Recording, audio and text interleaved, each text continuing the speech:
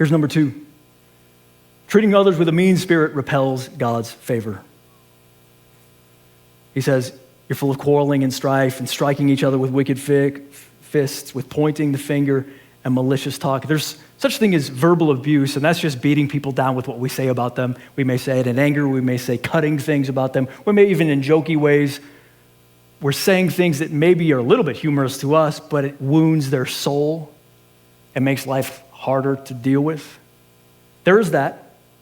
But there's also a desiring of negative and painful outcomes in the life of another.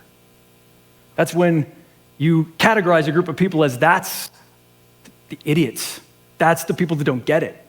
Those are the ones that, I hope they really get what's coming to them this time around. Anybody know about that?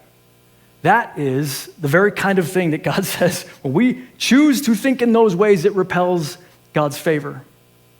In Luke chapter 9, Jesus and some of his disciples are walking near Samaria, and the disciples want the opportunity to pass through it. So they ask, hey, our teacher wants to pass through this land. And they're like, no, you can't come through here. Now there's racial tensions between the Jews and the Samaritans. And so they're honked off, man. And like, Jesus, I can't believe this. It's just like them.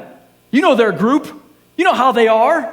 Should we call down fire from heaven? We got Jesus right here. Why don't we just end it right now? Let's punish them for what they've done. And Jesus looks at him and he says, you don't know what spirit you're of.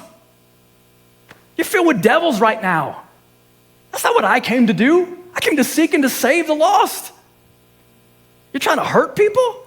That is not the way of God. That's a mean spirit. It's not what I bless. When we try to push people down and cause them in any way in their heart and their life to finally get what a moron we think they are, guys, that's a mean spirit, and God condemns it.